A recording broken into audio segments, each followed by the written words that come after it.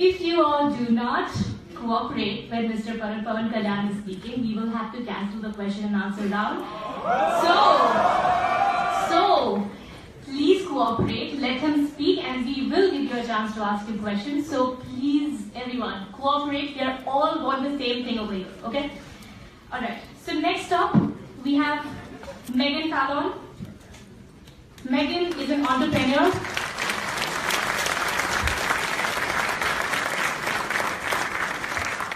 Megan is an entrepreneur, a designer, and a passionate mountaineer.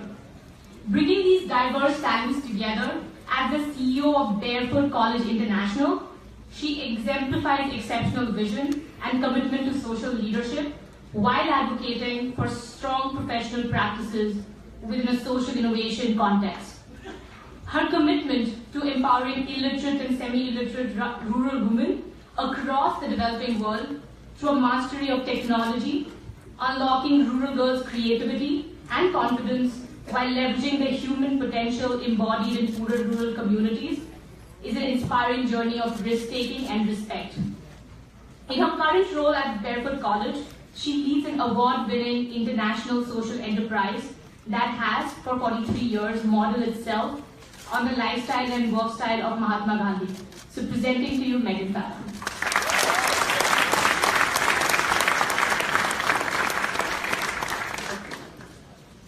Namaste, everybody. Really honored to be here. Okay, we're going to go without the clicker. I'm not going to talk about my personal journey because the work for me is my passion, and I think it speaks very much to why I do this. I think that'll be evident to you. I thought I'd share a little bit about the kind of work that we do at Barefoot College. Barefoot College is an extraordinary place. Imagine somewhere where words like social justice, inclusion, diversity, they're not words, they're a way of life. They've been a way of life there since 1972, and we're on our third generation of people living and working for Barefoot College. It is based on, sorry, I know that they need to move a slide. It's based on the lifestyle and work style of Mahatma Gandhi, and central to that are two beliefs. The first one is, can you please change the slide? To live simply so that others may simply live. And this attitude, this philosophy of always asking ourselves what we can do without is very much at the heart of how we operate. And the second one is Gandhi believed very strongly in honoring the wisdom, skills, and knowledge that existed in poor rural communities. So our work is based on working with the poorest of the poor, living on less than $1.25 a day, not only in India, but now across the global south. Okay, gotta move faster, I'm gonna exceed my time. That way. Awesome. Great, thanks. Okay, much easier. So we work in 5 program areas. We work on water, we work on renewable energy, we work on education, non-formal education, and we work on livelihood and enterprise development. We also work on advocacy, and that takes 2 forms. One, we certainly work on advocacy for rights-based information and rights-based programs in India to disseminate that knowledge to the poor, but also very much on advocacy with governments to change policy. We are a true social enterprise in the sense that we are working on what I call triple bottom line delivery. Yes, we deliver programs. More importantly, we use human-centric design to look at the social norms, barriers, and systems that have created inequality in the first place. And we very consciously design around those. And lastly, we work on systemic and long-term policy change so that the things that we're doing are institutionalized in government budgets and government policies so that these kinds of inequalities can actually be eradicated. The campus is set in rural Rajasthan between Jaipur and Ajmer, and we have more than 260 people living on the main campus in Rajasthan. It's fully solar electrified. We exist on rainwater harvesting, And it has been solar electrified since 1998, which is pretty exceptional. It is, as far as I know, the only college in the world built by and for the rural poor. So you see me speaking to you today, but I am not Barefoot College. Barefoot College was built by a beautiful collaboration between urban educated youth and youth in rural areas. And this magic of bringing these two groups together is, I think, what has sustained it through all these years and what we now work very hard to exemplify. So we redefined professionalism. We like to talk about professionals as being confident, competent, and having belief. Having a certificate doesn't make you a professional in our eyes. We started in education, but non-formal education, and in fact trying to capture all of the children in rural areas who do not attend state school for a variety of reasons. Most importantly, they're needed to help families subsist in their way of life. It's not to be confused with child labor, but it takes everyone in a family to survive in rural India still today. So primarily these are girls. More than 80% of the girls who attend this program come from families where their brothers most probably do go to school, but they in fact do not. They herd goats, in fact, in many cases, or work in fields from 6:30 in the morning until 5:30 in the evening. And then they go home, do their chores, and come to our solar-powered night schools. The curriculum is a big change from what you find in the government schools. First of all, the teachers are from the community. They're non-formally trained teachers, and they are capacity built by us to be able to deliver a place-based, issue-based, and civil society development curriculum. This means that mathematics lessons are based on crop rotation and crop yield. We figured out early on that if you can give girls fantastic skills in practical knowledge, their value at home goes up dramatically. Fathers are far less likely to see them as a marriageable financial commodity and much more likely to want to keep them around at home.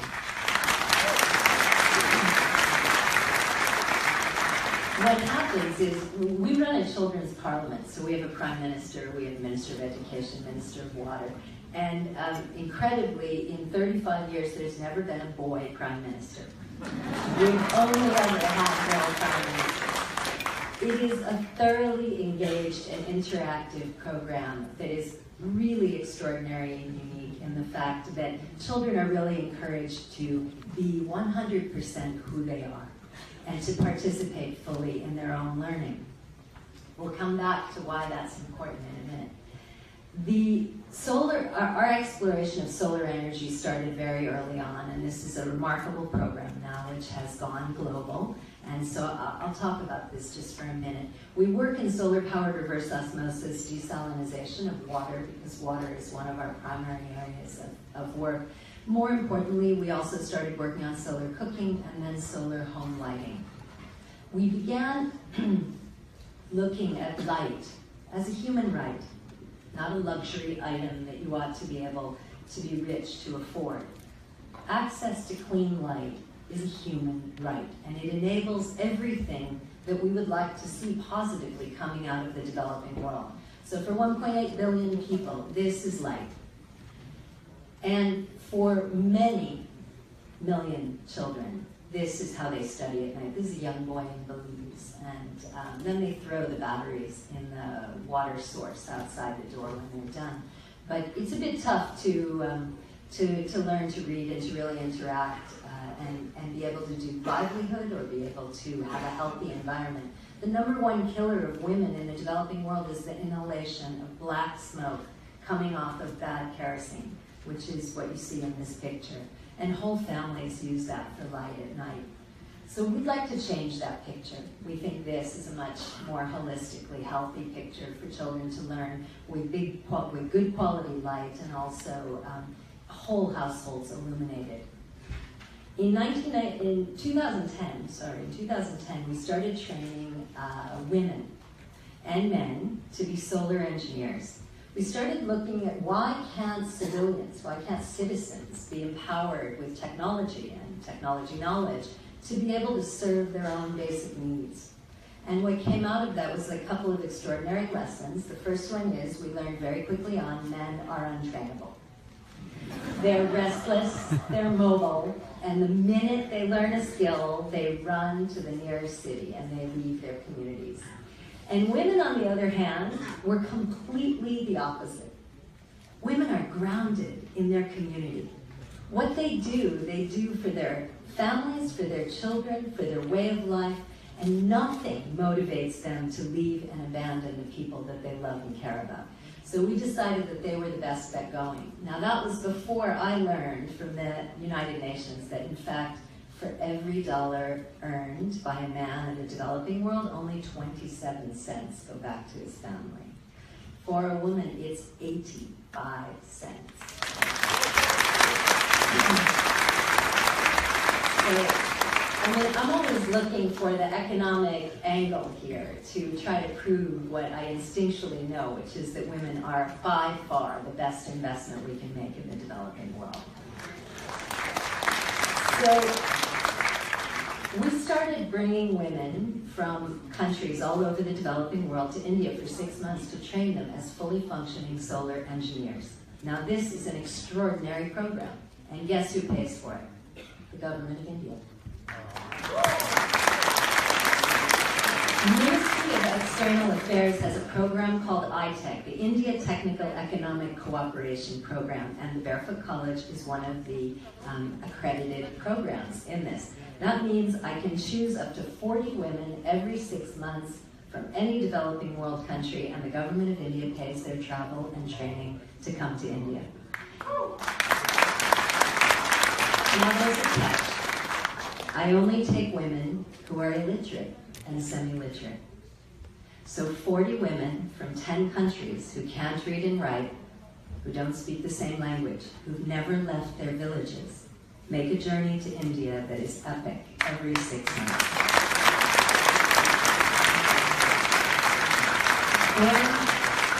Their tenacity, courage, absolute, clear commitment to making quality of life better for each and every person in their community is extraordinary and is absolutely admirable. They are not learning light technology. This is not Legoland. These women are learning circuitry. They are building circuit boards. They're fabricating solar home lighting systems. And in fact, today, these women have made this program the single largest distributor of solar home lighting systems at the bottom of the pyramid in the world. 2 years ago, we were very blessed. I had a fabulous opportunity to meet Lisa Jackson from Apple. And Apple was looking to learn with us about what would happen when we put really high quality technology into the hands of the rural poor. And we started a collaboration to integrate Apple quality digital tools into both the solar engineering training and also into our education programs. And what has come from that is an amplification of the impact, both in terms of the women's capacity, but also our capacity to disseminate to many more people this information. What you might not realize when you look at this slide is that all of the circuitry was designed, in fact, by illiterate and semi-literate, non-formally educated rural Indians.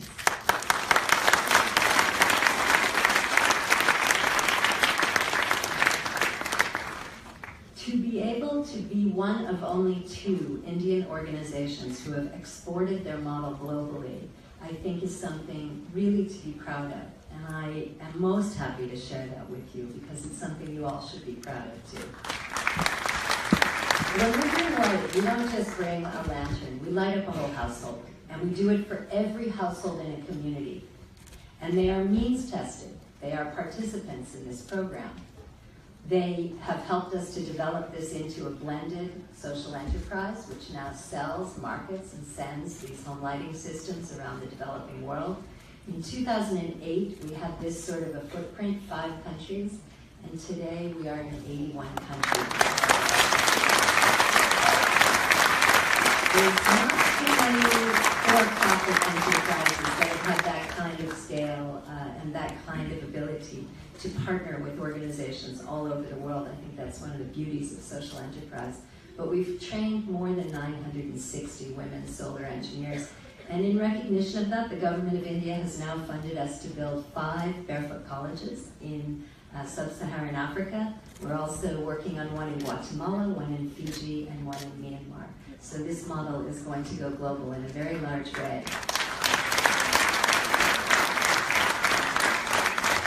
We recognized that data and being able to report on impact was incredibly important, and we couldn't afford to buy any of the fancy data collection services. So we went to the drawing board on a Thursday morning, and within a week we figured out how to use a lot of open source software and be able to create our own, which we did.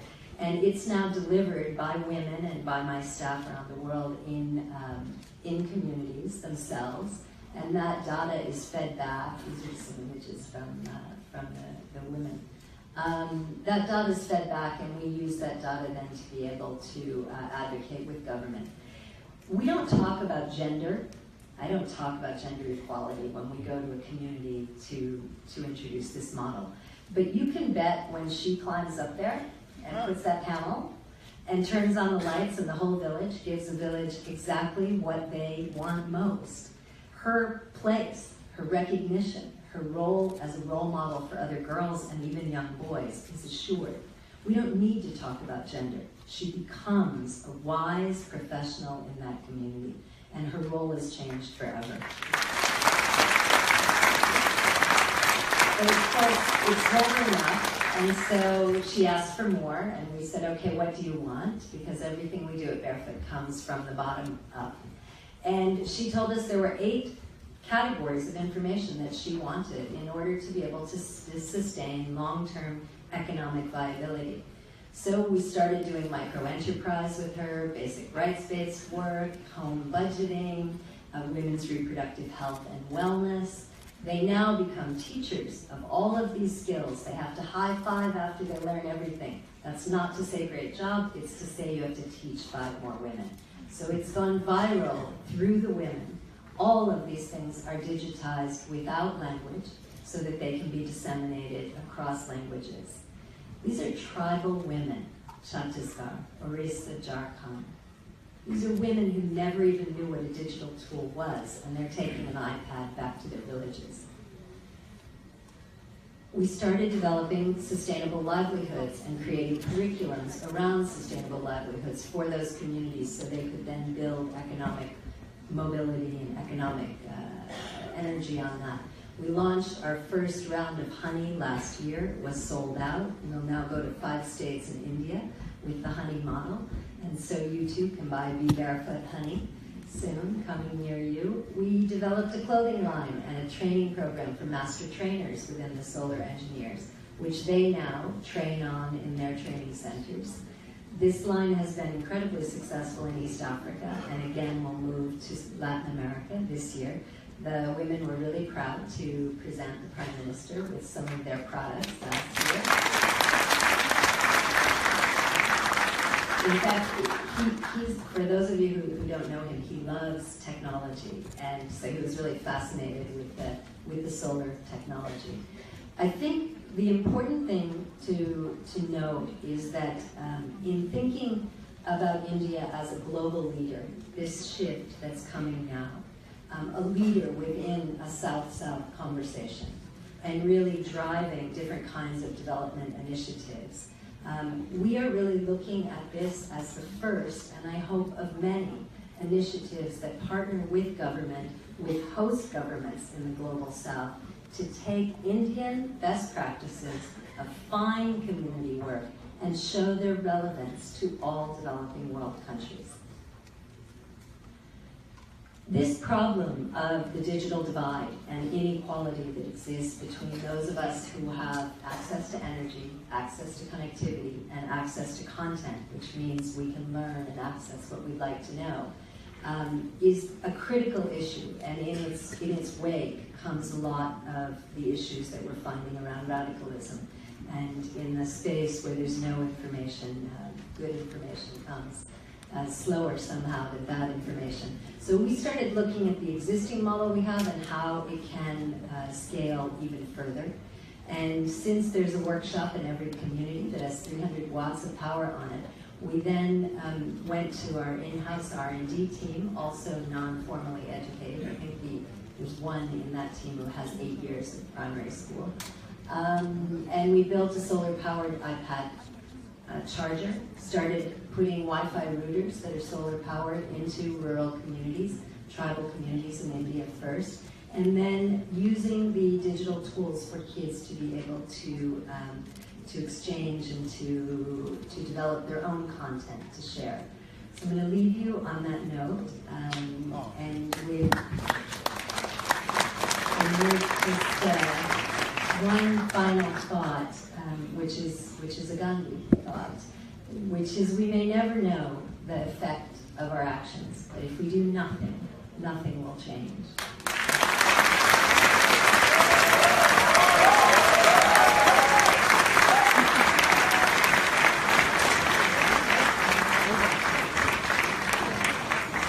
All right, you guys have been great so far. So please be great going forward too.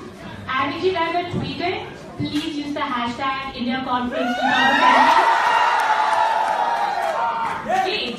So before we introduce the speaker, we have a 2-minute clip that's gonna come. So Pratik,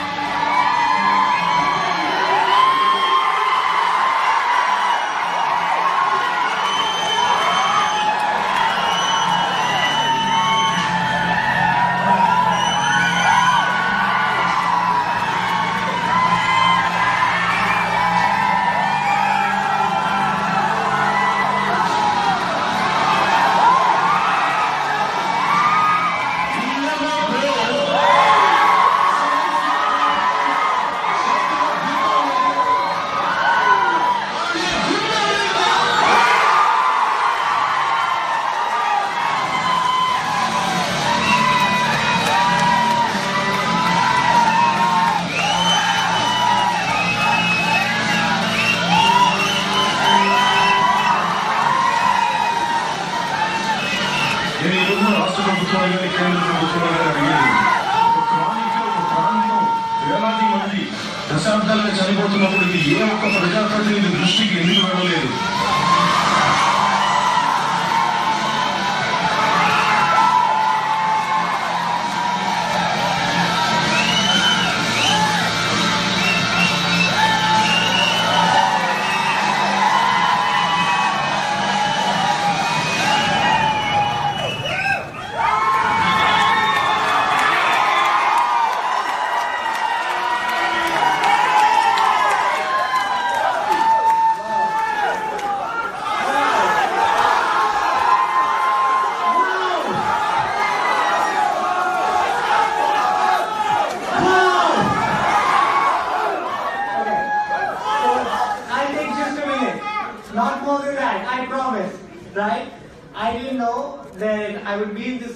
To try and introduce someone everyone already knew.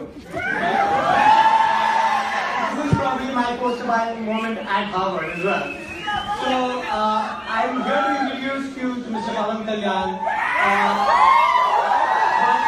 but not to the superstar, the politician, the activist, and the social worker, who is committed himself to the socio-economic development of the masses by participating in grassroots politics. In a country where election strategies are still developed on the lines of caste and religion, Mr. Kalyan, wow. So Mr. Kalyan has basically developed a new strategy and he's reaching it, I'm sorry guys, it's too much stress. Well, it happens, I know. I've often heard you say, I have no caste, I have no religion, I'm just an Indian. Right? Just yesterday, there was a rally of more than 500 cars, which happened in Mr. Kalyan's honor. So taking no more time, I invite Mr. Pawan Kalyan.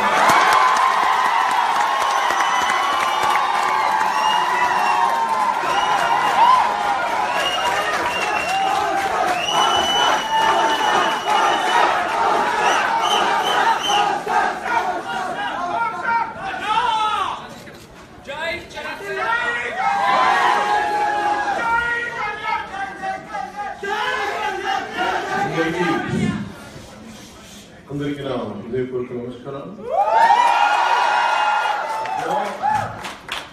And pay my heartfelt respects to the divinity within each one of you.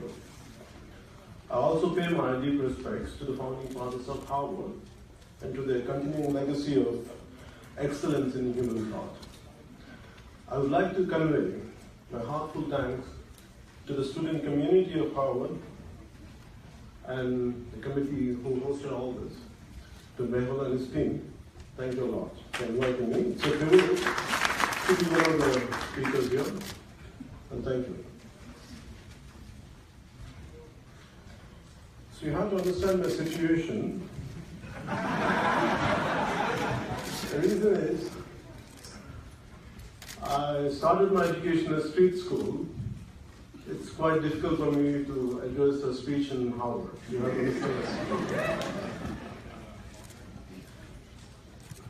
My teens and adolescent years, from late 70s to early 90s, was a beginning and end for so many cultural, socio-cultural and political changes happened. So for me, as a kid, I was coming from a very small, lower middle class family. My father started his life as a police constable, and my mother being a housewife, and we are a family of 5. So I was a sick child. I had a bronchitis problem, so I had ample time to contemplate about life's problems. Whenever I used to fall sick, not going to school, I used to be at home, I used to have all the time to think about what's happening around.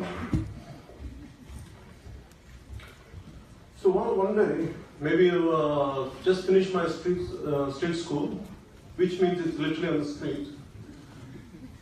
In a small town called Ongol, my father transferred into a small town. So they put me to another school, which is definitely a better school than what I used to study there, when I had studied earlier. So in that school, one day we had a lesson. My teacher was telling about, in the class, the lesson's name is Ma Badi. Means our school. The lesson explains how beautiful our school is and what kind of school it is. And we have such beautiful trees, we have a huge playground, and we have a lot of things to play, we have a beautiful library, we have this kind of books. So it goes on. And suddenly my teacher turned because I said something to my friend and everyone was giggling. And I said, Kalyan, get up. I said, what were you saying? And I said, I had a talk and I was sharing with this guy. I said, what is it? I said, our school doesn't have a playground and we don't have books and we don't have any trees. And for me, what the teacher did, she told me to get up and she gave me the beating of my life. Till now I could never forget that. Because for me, the first time I realized in my life what had been written in the books, what had been said in spoken word, and the reality are 2 different things. So for me, that has become a lifetime obsession to see the gap between what has been said and what has been done. That has become a lifetime obsession. So till now, my obsession is, even in the political manifesto, it's still manifests. What they promise and what they deliver are 2 different things. So for that reason, it has become such an obsession to me. I lost my focus in my education, constantly used to see issues everywhere, problems everywhere. So successfully, I failed in my exams. I successfully failed in my exams, so I could not continue my education. So I had to stop. So the reason was, I was so stressed out, and all my friends were going to for universities in America, and they were doing good things.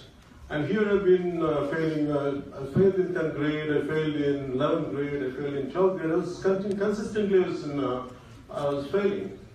I went into some kind of depression, and I wanted to commit suicide. Because for me, it was such a painful situation. Here, I could see pain and problems everywhere, and my focus is not on the education, on the social ills. So I thought of committing suicide. My brother, I think most of you know that my brother is also an actor. And he had a licensed pistol. So I thought of taking his pistol. I wanted to kill myself for the humiliation, I'm not able to live up what my promise or what my parents had taught of me to become something. That was the pain I had. So luckily I said to one of my family members, and they hold me somewhere, they counseled me, and they somehow, I could not go ahead with that. And later I had given up my education, and somehow I started doing whatever I could do. Maybe I was experimenting with my life after that. I went into a different kind of education, did my computers, and I went into yoga, I did a lot of martial arts and everything. I was continuing like that. For me, as we all know that,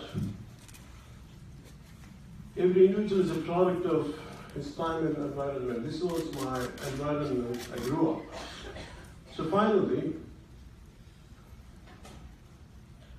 what annoyed me and what irritated me was to come into politics after being an actor.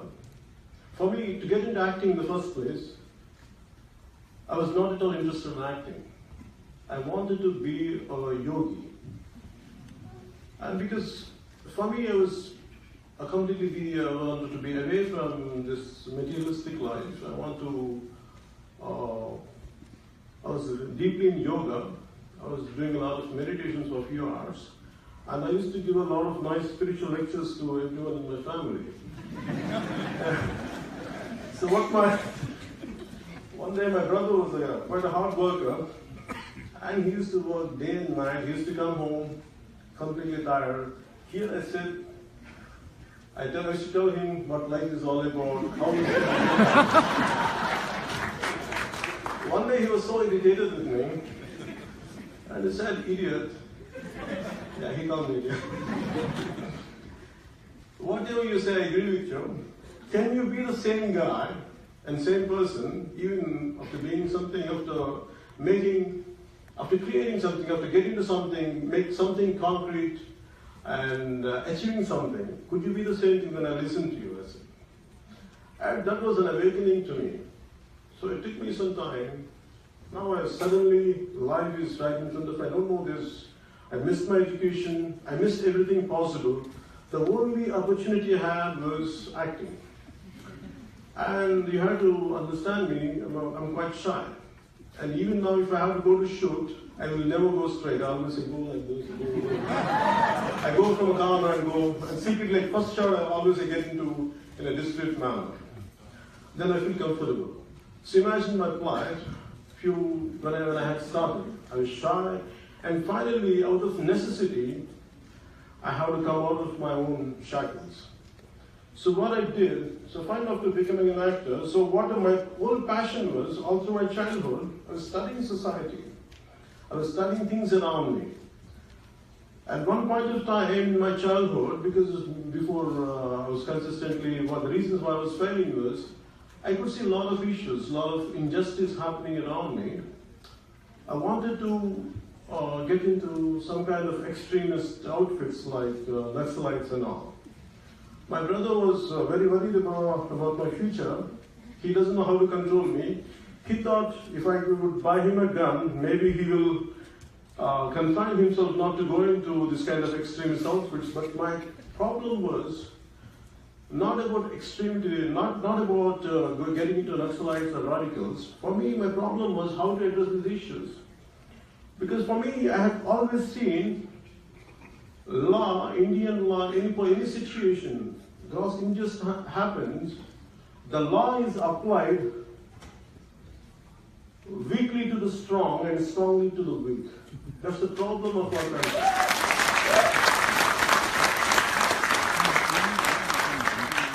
So for me, somehow I was very upset. And all through my life I struggled because, as I said, especially in late 70s and 90s, it was quite a turbulent time, at least for me. The reason was,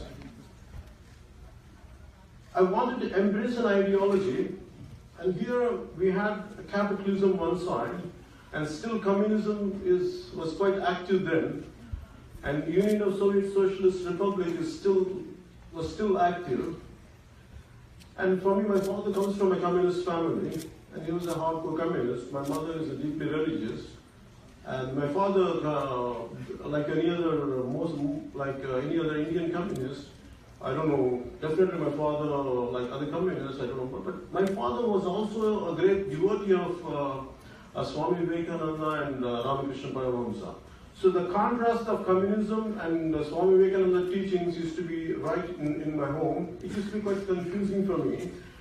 So I don't know which one to embrace. So I was to wonder what kind of ideology is needed for me to go ahead. That I had these problems. So for me, as I was going ahead, after I had become an actor, and finally I thought, I could not do all this, so let me at least in my films, let me project what I have, what I feel about society. So once in a while, when I get an opportunity, I used to convey through my films and songs that, for an extent, but it did not give me enough satisfaction. Always I used to feel short of something, I used to feel irritated with me, and I tried different aspects of filmmaking, but nothing could give me the complete satisfaction. So only there used to be some kind of, I used to fall short. So for me, when I had been noticing so many things like the political situation happening around me, the one particular situation was, what hurts me is the divisiveness of our country. For me, Nani Palkiwala, the eminent lawyer who passed away, he's a great role model for me. I keep admiring him a lot. He says, we have Maharashtrians, we have Andhras, we have Tamilians, we have Hindus, we have Muslims, we have every kind of sect except Indians. For me, our society has divided into so many verticals. For me, this divisiveness is to always worry me. And two qualities really propelled me to get into politics was, one is the passiveness of our country, passiveness of Indian society, and the divisiveness of Indian society. For me, the divisiveness I had seen right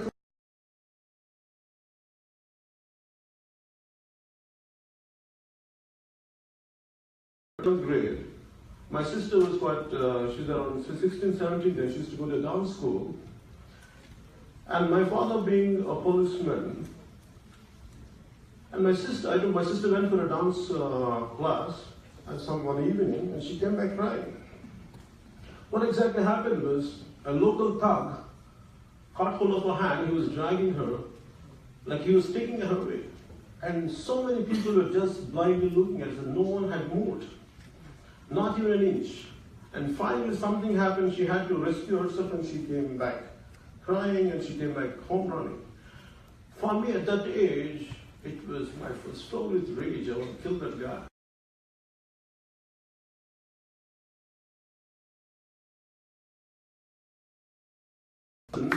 That's what happened to, that's how society has become passive. For me, that was the reason I had seen the same attitude was getting multiplied every day and every day. So the reason after some time, being an actor, I realized the way our state has been divided,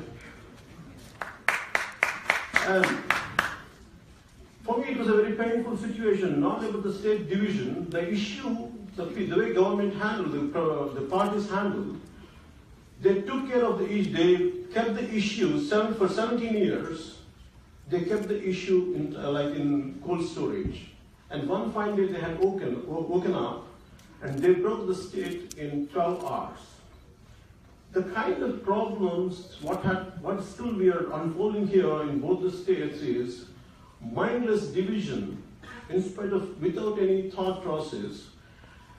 That's what had really irritated me and really annoyed me. The problem is, it is governments without any thought, they can do anything they want without any thought, without any forethought, without any proper exercising. That has created a lot of problems. For me, the divisiveness is always a problem. Imagine in one country,